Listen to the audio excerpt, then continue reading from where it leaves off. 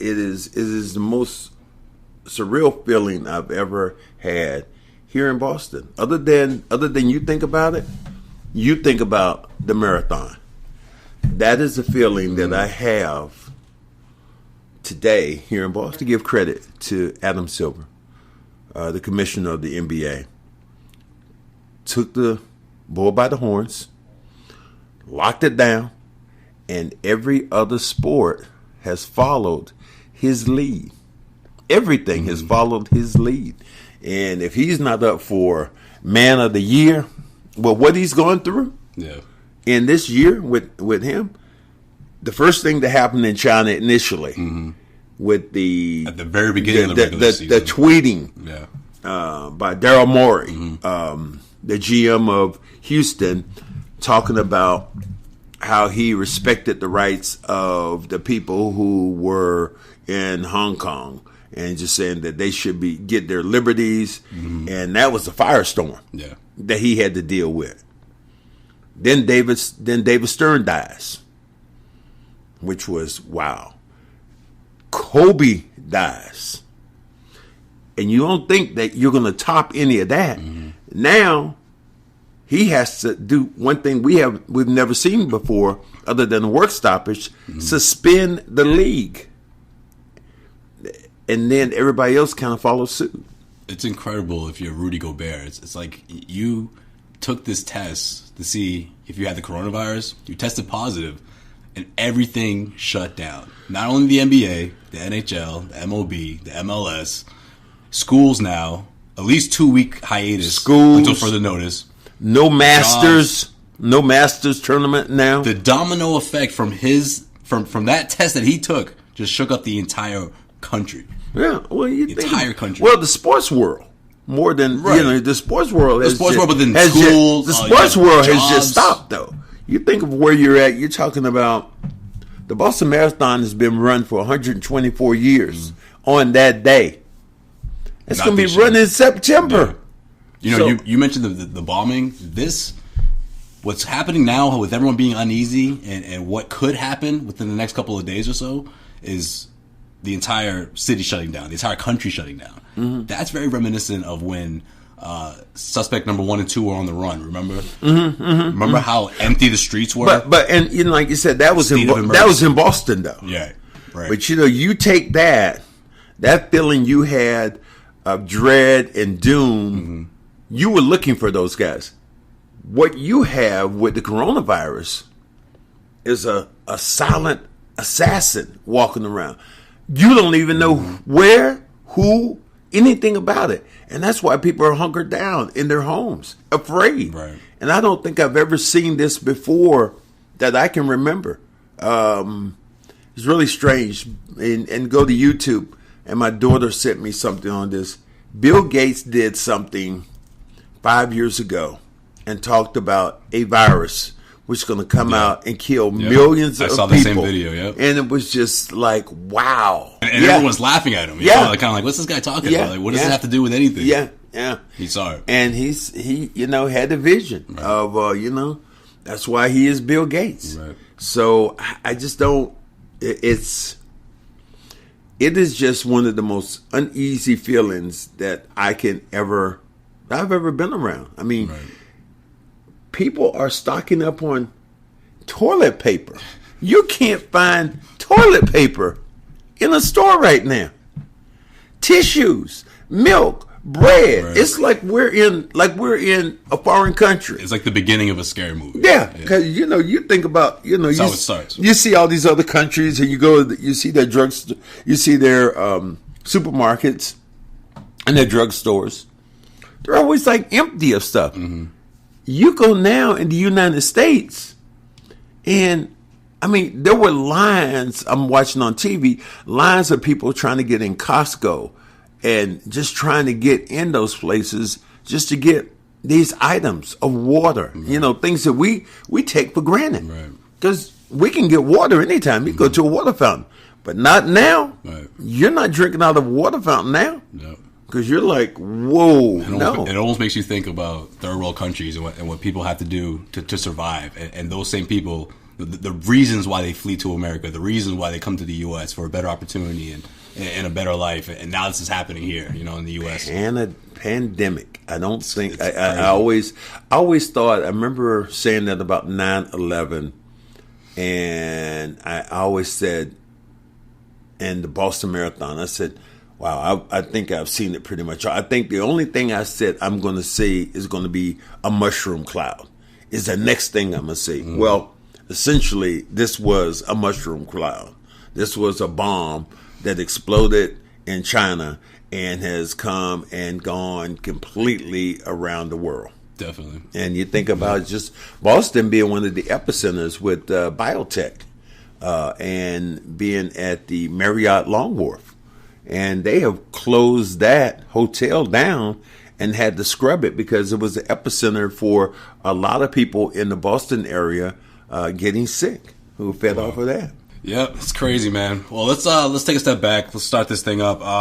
New episode, Cedric Maxwell Podcast. Josue Pavone here. Cedric Maxwell, of course. Max, is the first time I've seen you since the news, since everything turned upside down, essentially.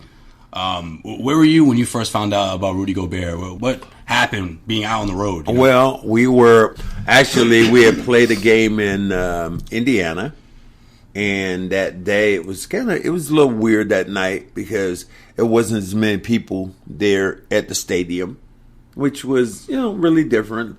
Kind of caught you off. And then the next thing was the next day we were flying to Milwaukee.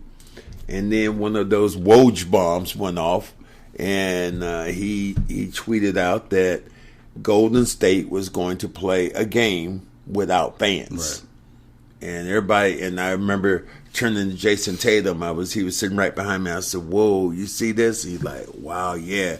I just showed it to somebody else, so the players were kind of in shock. Mm-hmm. And so we're all just kind of freaking out, and we get to the hotel. And that's all I was thinking. I was like, wow. So when they said that, my mind clicked over to our game the next day versus Milwaukee.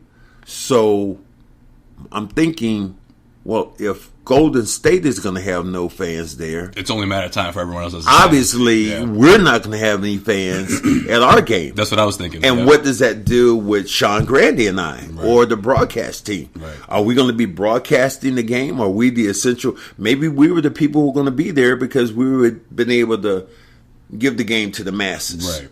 So I was thinking about that. I took a nap, and probably around maybe it was about 6 o'clock. I got a call from one of my buddies, and he said, "Yo," I said, "What's up?" He said, "I don't call you at night." I was like, "What are you talking about?" He said, "The NBA the season has been suspended." I was like, "Suspended? What are you talking about?" He said, "It's been suspended. The commissioner has suspended play for the NBA." And and that's how I first heard about it. And we just kind of blown away. And then the next thing he said was Rudy Gobert tested positive for the coronavirus. And I was like, whoa. So it was just a process that went on. And I think everybody in the hotel, I had to leave my room because I was like, I had to go actually in public. I was away from people, but I went up to the bar. They had a double shot of whatever you got that's strong. No, you didn't. Yes, because I just... What? Because you don't even drink like that. Yeah, but at that time, you drink like that. and it was just... I was just blown away. And then I'm watching TV, so I go back to my room, and people are talking about it. But I'm sitting there watching the game. I'm like, a game is being played, and then that was the strangest part. That was the Cleveland. Yeah. That was the Dallas game. Yeah. And when I heard they Doris Burke, and then Mark Cuban looking at the phone and like just recording, and I'm like, wow, and then just to see the players trying to finish this game, and then it to filter down, and then the thing that you see almost any place you go in the world right now, as you see. It was even more pronounced. Everybody's heads were stuck in their phones. Yeah, right. Everybody was like, like what? In the middle of a game, too. Yeah, right. Yeah. So it was Michael Finley, a guy who played here in Boston, who now works for Dallas. I saw him on the bench over there, and just like, wow. And then it was like the next thing was that game ended. Players were just like mulling around, and then they showed. I remember seeing the scene that they start showing the scenes that first happened in OKC when everything really shit hit the fan at that point. And then that's when they said, and I remember Chris Paul, well, where's Gobert? And it was just like, whoa, and them stopping the game. And then that game ended. Then it showed finishing the Dallas game, going back to that, and seeing that game finish. And then ESPN had on another game, which was going to be the New Orleans Pelicans versus Sacramento. And then I was like, they're actually going to play this game? I was thinking in my mind, they're going to start this game. And then I didn't. And the strangest thing of all was when the Ball kid came back out. LeVar Ball came back out. Well, not LeVar, but Lonzo Ball. Yeah. Lonzo Ball came back out and started shooting. Yeah. After it was closed down, I'm like, that was weird. What is he doing? Yeah. And then they show the fan in the Zion jersey. The poor fan in Sacramento not going to be able to see Zion. Yeah. Just crying her eyes out. Yeah, but it was just so weird. Yeah. I didn't understand why he came out and started shooting. Because everybody said it was over. Right. He came back out and they got cameras on him. Like, we're going to watch him take his last shots. He's the last NBA. It's just been more the same. And then after that, it was. You see Vince Carter? Yeah. Seeing Vince, that was a great moment for him. If I'm Vince, I'm done. Even if the league comes back, you know what? I'm retiring on that. That last 3-pointer, that's my last shot. I got the round of applause. You know, I got to look up at the sky one last time. Thank everybody for one hell of a career. That's a good way to go out. Yeah. That's a good way to go out. Yeah, I don't think that another 30-point loss that Atlanta gets. But this episode of the Cedric Maxwell Podcast is brought to you by BetOnline.ag. With currently no NBA, NHL, or MLB, you might think there's nothing to bet on, but you would be completely wrong. Our exclusive partner, BetOnline.ag, still has hundreds of sports, events, and games to wager on. Let them bring Vegas to you with their online casino and blackjack. This is open 24 hours a day online, including their $750,000 poker series. All the things that are going on right now, everything is shut down. But what isn't shut down? Bet online. You still make money, right, Max? You still make money. If you have that need for speed, that need to advance and make some money, or to gamble, Bet online is the place to go now. And you do it in the safety of your home. Exactly. That's the best part. It's convenient. Out. Right. You don't have to walk. The safest place, they're telling you to hunker down. Exactly. Stay in your house. Right. Bet online is like, okay, stay in your house. Don't move. Bet online. They got you taken care of. If you're into props and entertainment betting, you can still bet on Survivor, Big Brother, American Idol, man, you name it. Head over to betonline.ag. Don't forget the promo code CLNS50 and you'll receive a 100% welcome bonus with your first deposit. Don't forget the promo code CLNS50 and it's at betonline.ag. BetOnline, your online wagering experts. Now, the big question is, how do you start it back up? What happens if another player tests positive? Right. Where do we go? I think that's the question. For me, it's a matter of, and I could be wrong on this, obviously, but it's a matter of not if but when. You know, I can see the NBA just going straight to the playoffs. The way the seeding is right now, that's the way it is. Celtics would be taking on the Sixers, which would be a good first round matchup. But I think that's what the NBA should do, and that's probably what's going to happen. It's just a matter of when. So you think that I'm hoping, so you think that they're going to not do any more games and go right into the playoffs? 18 games, no. The only thing I look at, so there'll be no warm-up games, no nothing. You just going to be practicing and then go right into the playoffs. See, that's the thing. I was just about to say, maybe you play like 2 or 3 games, but then that could change the standings. That could impact the standings. Yeah, right, absolutely. So that's what I'm saying. The league has a a huge question. I like what he did, and in fact, he suspended it. Oh, you have to. He did. No, well, question. I mean, after someone tests positive. I like what he did compared to college basketball. College basketball said, "We're done. Yeah. There'll go be no more." I think that they should have. I heard Dick Vitale say this too. They should have did the same thing the NBA did. We're going to come back and look at it in a month. Right. It doesn't have to be in March. You don't have to play this because in March. Because you think about it this way. The arenas are going to be available. Right. Because nobody's playing basketball. Right. Nobody's in those arenas. So the arenas are probably going to be available. So I didn't understand why you just, maybe instead of just cutting the cord, just make it, get an opportunity just to say, for some of these kids who are seniors and who played 4 years, just all of a sudden you end on that note. That's why this is one of the most fascinating times maybe of my life. I thought 9/11 was like the most fascinating thing, that the day, the horror, all those things was just morbid in the fact that I could not take my eyes off, get enough information on what happened. Max, you've seen it all, man. You've seen a lot of stuff in your life. Yeah. I mean, I've seen a handful of stuff, but you've seen, a lot of stuff. But I'm just talking about from civil rights, all that stuff from early on to Kennedy assassination, what have to Martin you seen? Luther King. What's next? An alien? Alien touchdown? I told you the only thing that I thought would be the next thing would be a mushroom cloud someplace, that you would see an atomic bomb drop someplace and there'd be a mushroom cloud. But this essentially is the atomic bomb that has been dropped on the entire world. And we don't know, the world is going to be fundamentally different from now on.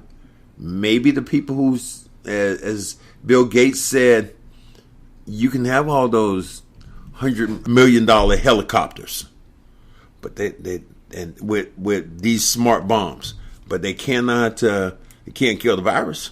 Can't kill the virus. So, your front line of protection for that probably was, I think we will go back and we will reevaluate. Do you think it gets significantly worse before it gets better? I can't imagine it being. I think it's going to get worse before it gets better. You think another player gets it? That's really interesting, man. It'd be hard not to see, and that's why I said we, as players, we're not immune. Right. You can have the best body in the world, but if that virus comes, Donovan Mitchell is great body, unbelievable athlete, gets it. I think they've said that a couple of people, but look at people in government, you look at people who are famous. There's a possibility right now the president of the United States could have it, but doesn't want to get tested. He just got tested. He just got tested. So, by the way, why does this? Well, we don't know if he got tested. He said he got tested. That's what he's telling us. He also said, hey, I'm gonna give you my tax information. He said that too, but he also said that this entire thing, which I think is I think the most ludicrous thing. Two things which bother me about, and I won't talk anymore about politics. Two things that bother me about this is that the president of the United States first said this was a Democratic hoax. The Democrats were using this as a hoax. Mm-hmm. How can you say that? Right. And then the next thing that really bothered me just as much is he blamed Obama. He blamed President Obama. The man hasn't been president in 3-4 years, whatever it is.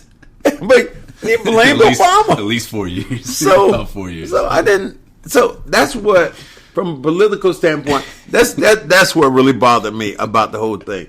First, you say it's a hoax. Don't worry about it. It's nothing. I'm laughing. Then it finally gets here. It's like boom.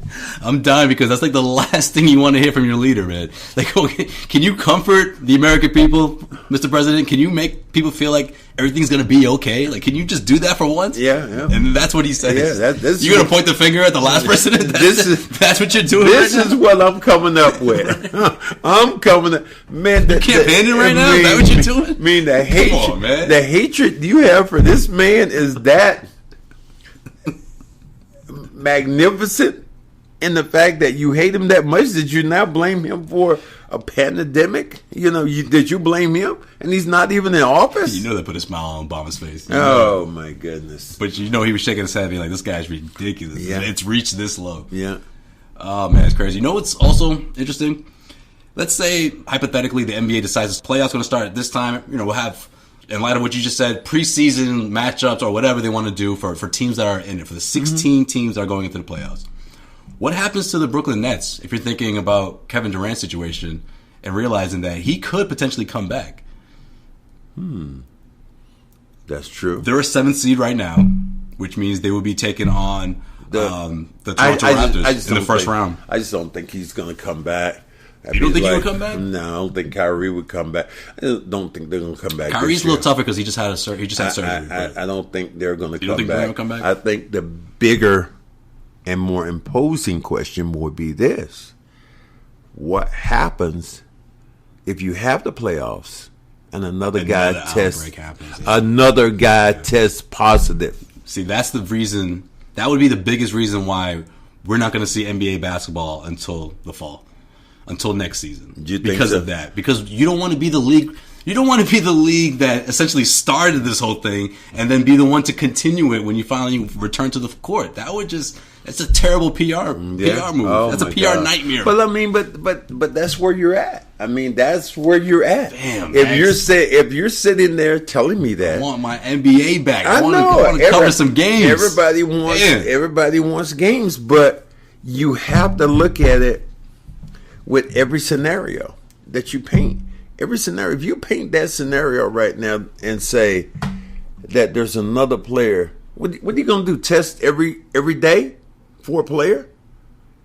What's going to be? I mean, that's going to be the craziest thing about this, because this virus shouldn't just die. Right. It shouldn't die. It still should be out there, and it's just about trying to contain it. Trying to contain it. And if you have another player who all of a sudden tests positive, then what? Man, it's a crazy time we're living in. Yeah, right now, man. Yeah. That's where we're at. Wild. I don't know. It's just, I think everybody's mind is cluttered with all kind of stuff. I don't think that anybody's thinking right now. I mean, you think about your family. Because every morning you don't know what's next. You think about your family and your friends. Right. That's about as far as I think that we go right now. You think about yourself, your family, and your friends. And anything beyond that is just kind of, I don't know. I don't even know where we're at. I mean, all this stuff about USA, and being this country and not letting these people in, and you just look around the entire world, and it's an epidemic, a pandemic of global. It's just woo. Yeah. That'd be the word. Woo. What are you gonna do? You heading home? I don't know. I mean, they're trying. Get tested? You gonna get tested next? I don't know. I mean, I was not even I was in an arena. Yeah. And I was there with the players, but I don't rub up against the players. Right. I'm not on the court with Rudy Gobert. See, it took me about 10 to 15 minutes after the news to realize, wait a minute, Utah was just in Boston. Yeah. The Jazz were just in Boston last Friday. Yeah. 4 days ago. And I don't typically, every now and then I go to the visitors' locker room. But I did go in there. But I wasn't near Gobert. And I don't know, it crossed your mind. And it's scary. It really is. You don't know. And fortunately, where was the point when they said the locker rooms were closed to everybody? That was while you guys were on the road. Oh, okay. Yeah, okay. so that was in place when you guys were on the road. It started after that Friday matchup between the Celtics and the Jazz. But then you hear about Donovan Mitchell, and you're like, man, what's next? Luckily, from what I'm hearing, there's no reports of any the Jazz media members testing positive. And then you also think about the rest of the team. Everyone is clear. But you don't know. Between now and the next month or so, you don't know. So a player could test positive. Maybe it's not a Utah Jazz player. Maybe it's another player in the NBA. Maybe it's a hockey player. You really don't know, and that's scary out there. It just forced everybody's hand. And when Rudy Gobert, unfortunately, he is on his NBA epithet, what you're going to have is Rudy Gobert's hands on the microphones laughing. Yeah. What'd you think about that? Corona. Did that piss you off? It didn't piss me off. I mean, he just didn't know, and right. it just shows People a little you, too hard on him. Shows you sometimes when you try to be funny, maybe things ain't that funny. Right. I'm one of those people that that looks at it and going, "Wow, he was trying to tell a joke, and the joke was on him right. or on all of us." Yeah. So, because I remember everybody points to that. Rudy Gobert was touching the microphones. He had done his interview. You're supposed to be away from the players. Did his interview, and all of a sudden he puts his hands on the microphones to tell everyone that everything's going to be okay. Don't worry, guys. And rubs the microphones, and everybody. And he literally shut down the league. And since then, days later, man. Sean Grande says that Rudy Gobert, he's the best defender right now in the NBA. He shut down the entire league. Like he's almost shut down the entire world. It's like, whoa. Somebody put on Twitter, Vince Carter's been playing basketball so long that the NBA retired before he did. Wow. Crazy. Yeah, Vince, poor Vince, his last, as you said, his last shot. People were in their last, and it's just taking a turn. Yeah. And, the funniest thing about all this is when you turn on SportsCenter, you've been looking to get sports. All they're talking about was what's not being done. This isn't being played. They had to do how long are they going to do this? They had to do. What are they going to talk about for the next month? They had to do a top 10 of, and I was like, wow, you're doing the top 10 of what? Top 10 of college madness, March Madness upsets. It's like they went back to Jim Valvano, way back. I was like, wow, they are, that station has to be scrambling. That's all you can do, man. I mean, if you're an advertiser right now, I mean, it's just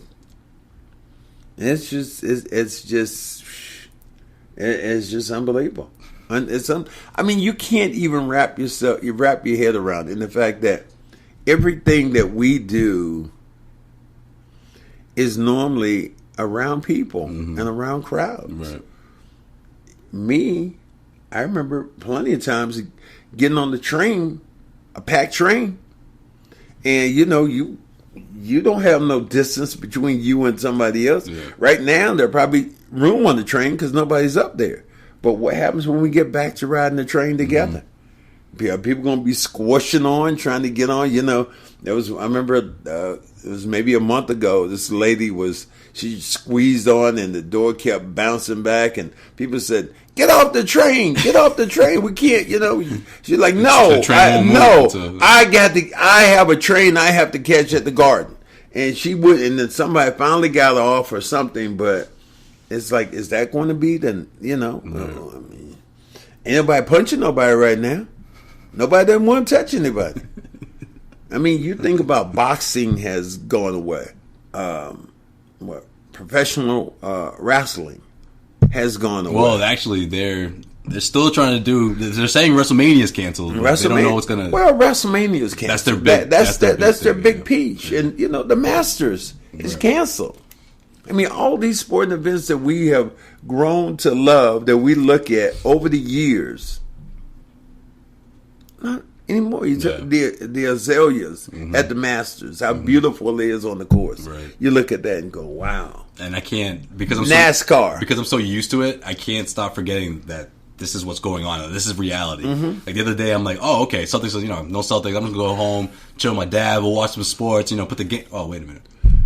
There is none. What are we gonna? Yeah, no, there's no game. And that's just what we do. There is. That's just whatever game is on. We're chilling. Whatever we're talking about with the game, we got a game on. There's no game. Nothing. And you know what? I'm gonna spend this weekend with my family. My brother's birthday. Joel was asking me what we're doing. I said, all right, let's get together. Let's chill. He's like, I told Max to give me a shout out. I said, all right, I told Max. So This is his birthday today. Max. Birthday shout out to your brother. My brother Joel.